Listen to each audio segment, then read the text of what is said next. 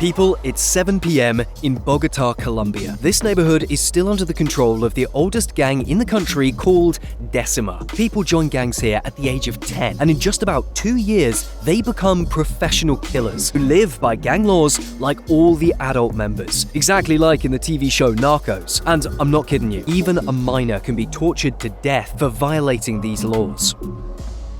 We're here to meet some of the former gang leaders in this neighborhood, and the deal is that they would show us around their territory, which is otherwise pretty dangerous.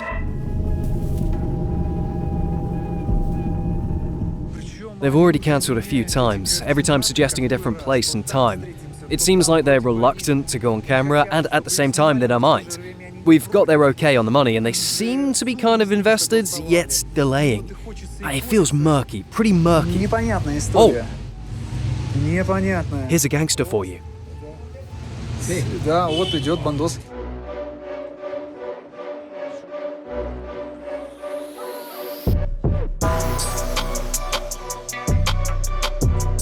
Andres, Слушай, такой вопрос. dear dear, ask him this. Are we safe here in his company? Нас с тобой здесь не завалят.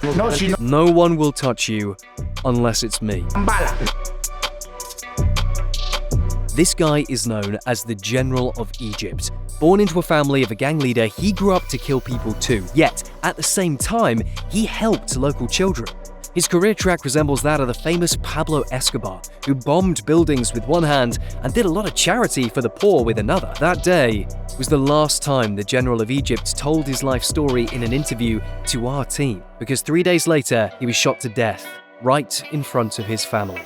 My flight from Colombia just arrived in Amsterdam, and the first text on my phone is an invitation from Pumpkin's wife Смотрю, что получил to приглашение Pumpkin's funeral. жены тыквы на похороны. I kid you not, it's total madness. Это просто какая-то жесть. Colombia never ceases to amaze. There are only extremes here, no middle ground. You're either a king or a pauper. You can literally walk on precious gems here and see people sleeping on the ground. Nowhere in Latin America can you find extremes so astonishing as in Colombia. This is Lyadov. Today, our destination is Colombia, a country torn by an endless drug war that's still living in the lingering shadow of the late Pablo Escobar. We'll take you to the seediest neighborhoods of Medellín. They are the very same areas where Escobar once recruited members for his cartel, which later grew into a massive drug empire. This episode was filmed for you by Vadim Cherepanov. Vadim is more than a traveler. He's also a professional gemologist, an expert in precious stones. He has traveled across the globe in search of various gems, from the mines of Myanmar and Tanzania to the rugged terrains of Afghanistan. These expeditions often turn into absolutely wild, mind-blowing adventures. Why? Because to find precious gems, you have to go really deep. And that often means venturing into some of the most insane and dangerous places on Earth. Итак, Колумбия, Богота. So we're in Colombia, in Bogota's El Dorado airport, named after a mythical city of gold. So the name has this deep, mysterious vibe. Все многое то, что происходит в самой Колумбии. Very much like a lot of things that are going on in Colombia. Мой друг Андрес, он сам эквадорец. I'm accompanied on this trip to Colombia by Andres. И в этот раз мы решили объединиться, He's from Ecuador and we've known each other for quite a while now. усилит. We've decided to join forces this time and he'll definitely be of great help with Spanish and getting around. Андрес. Andres? Andres, meet Vadim. Vadim, meet Andres. And hi to you all.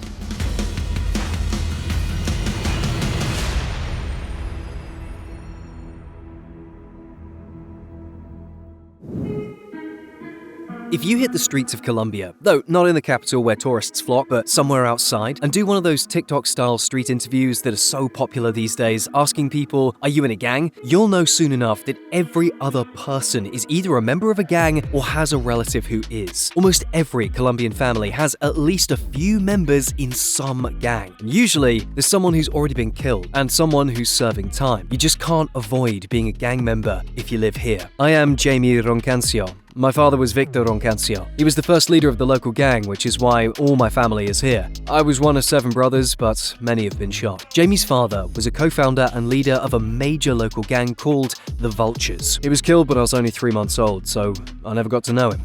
My cousin took over the gang first, but assassins shot him 18 times and he died too. Then my brother became the leader. As I recall, I was 9 when he gave me a gun and said, "They better kill you in a real fight than in a stupid one with some street boys."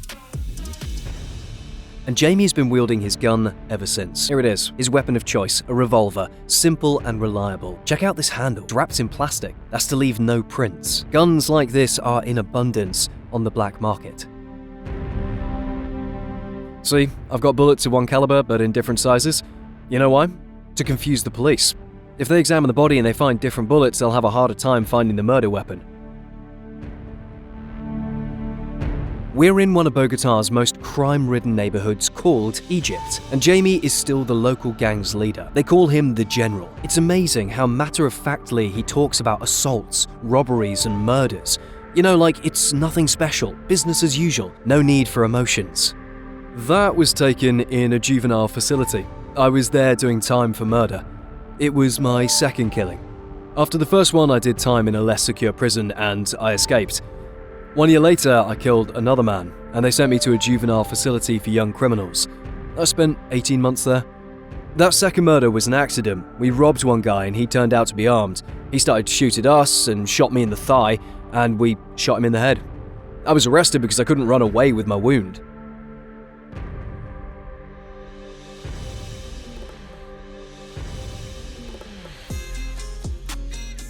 The last time Jamie got out of prison was a year and a half ago.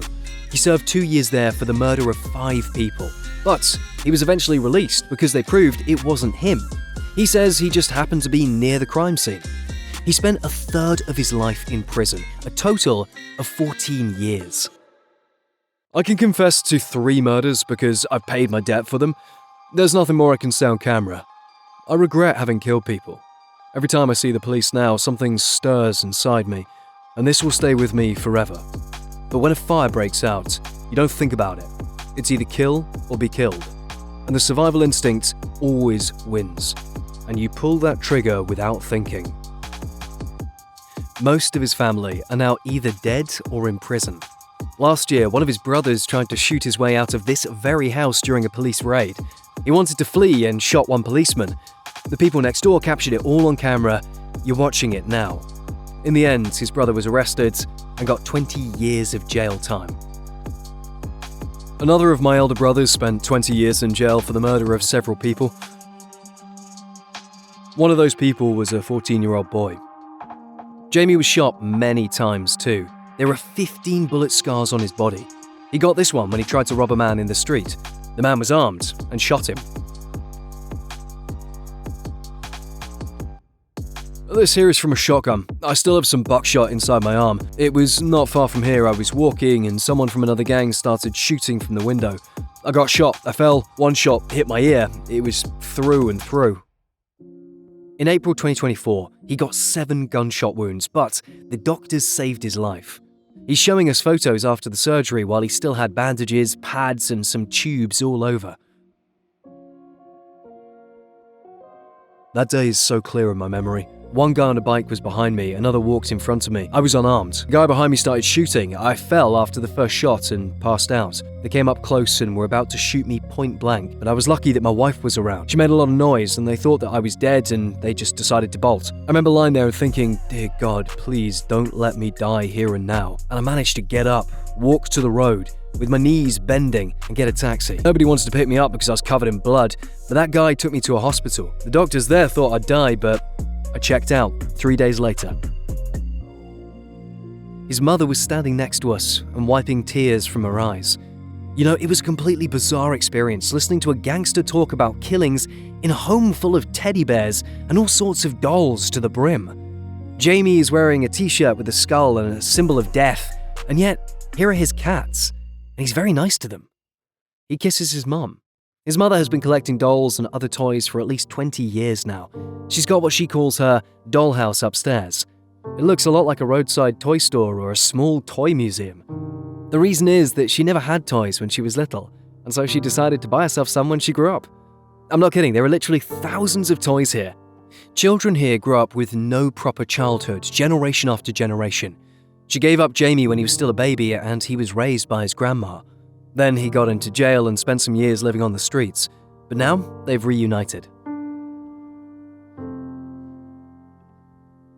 I was raised by my grandma because my mum left me for her new boyfriend. She chose him over me. She'll now make you the best coffee with cane sugar in Bogota. The home of this crime boss's mother is surprisingly simple. You could even call it frugal. Here's a tiny kitchen with pots, kettles, scoops, and pans hanging everywhere. To get to the house, you have to navigate through some rubble. Outside, there's biting wind and rain. Inside, the only warmth comes from the coffee. There are no radiators, no heaters.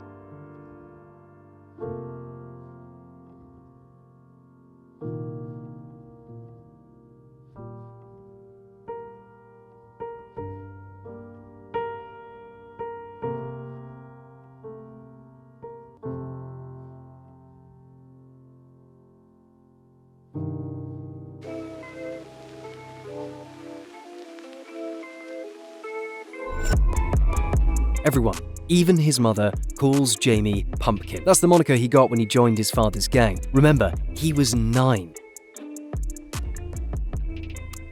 I committed my first crime when I was 9. I had to go up the street and rob a van. I'd seen my brothers do it before and I thought that's how people live. I'd not seen anything else, it was normal to me. I wasn't even nervous. It all went smoothly and I got a lot of money for it right away. Pumpkin is safe within his territory. He says everyone knows him and nothing bad can happen to him here. But anywhere outside, he can face more assassination attempts. He's talking to guys, they all know him, it's his turf, his jam. And there's no way we could get here without him. Here's an ordinary street. A couple is strolling by, cars drive past, everything seems quiet, peaceful. You might never guess that Colombia is still being torn by a violent drug war. Even today, many gangs are fighting for more influence and money. Each gang has the so-called falcons on streets, looking out for intruders. See that guy by the wall? He's one of them. His job is to keep an eye on what's happening around him and report anything suspicious. The first criminal gang appeared here back in the 70s. They called themselves the Vultures. They're mostly engaged in robberies, kidnappings, and racketeering.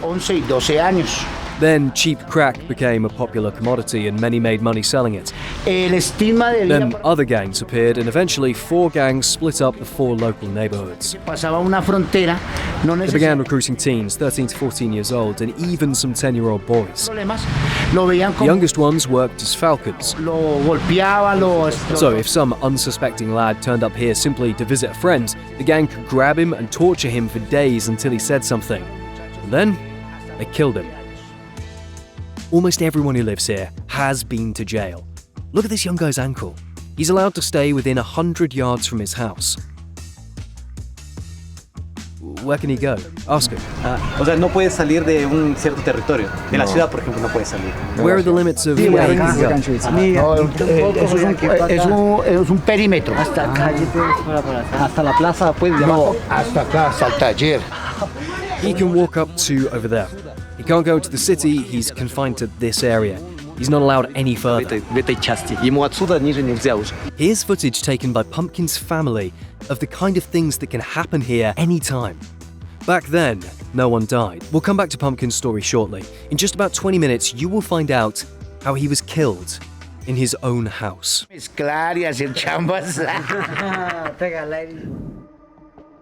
In 2017, the World Economic Forum labeled Colombia as the most dangerous country in the world. They took into account crime rates, terrorist threats, and armed conflicts. A couple of years later, the Institute for Economics and Peace released its Global Peace Index, and Colombia was again listed among the most troubled nations. For decades now, the government has been waging a war against drug cartels who simply kill anyone standing in the way of their business. As many as 5 presidential candidates have been assassinated in the country. In 1985, cartels carried out a terrorist attack at the Palace of Justice in Bogota, killing 11 Supreme Court judges. And the place where all these criminal groups take root is in the city of Medellín. You will learn more about our trip to Medellín from our next issue. And to make sure you don't miss it, subscribe to our channel and click that bell icon. And right now, we're going back to our story about Jamie.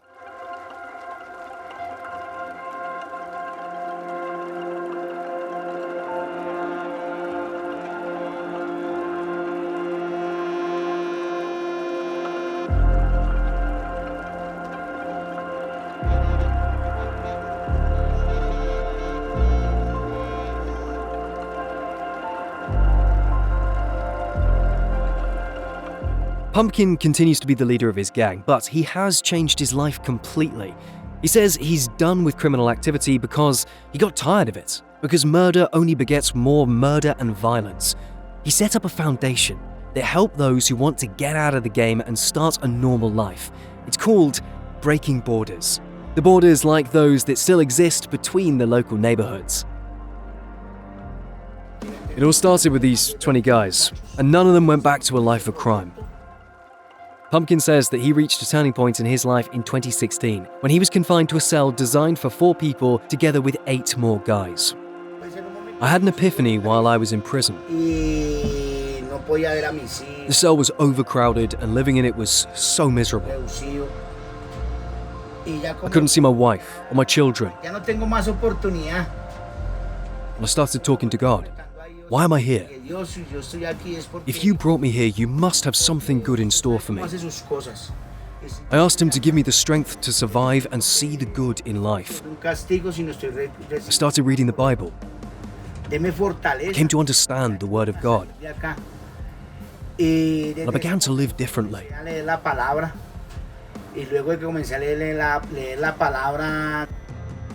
And after he was released, Pumpkin went straight to the mayor and said, "Hello, I'm a gangster, but I'm ready to stop terrorizing people if you teach me how to earn a living differently." When I founded my project, the mayor awarded me this plaque in recognition of my social work. These days, Pumpkin gives walking tours of his neighborhood called Properly Licensed Tours. He met our team fully equipped with a presentation, pictures, and a prepared speech. He's also wearing a special attire, a traditional poncho and a jacket with his foundation's patch. See? Breaking Borders. The first thing he explained to us was why his neighborhood is called Egypt, simply because it has a church of St. Mary of Egypt. He's actually telling me some very interesting things because I haven't even known some things he just told me. As you know, civil war has been raging in Colombia for over 50 years, and this is the most protracted and bloodiest armed conflict on the territory of Latin America. And it turns out that it started right here, on this very square. It was a turf war between 4 local gangs that lasted for 22 years. Only in 2012, we finally agreed to start a negotiation process. We agreed to respect each other's borders and business while letting people cross borders between our neighborhoods without trouble.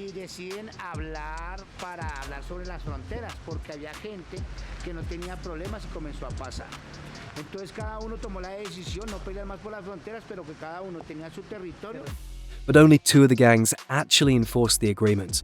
The other 2 are still fully criminalized.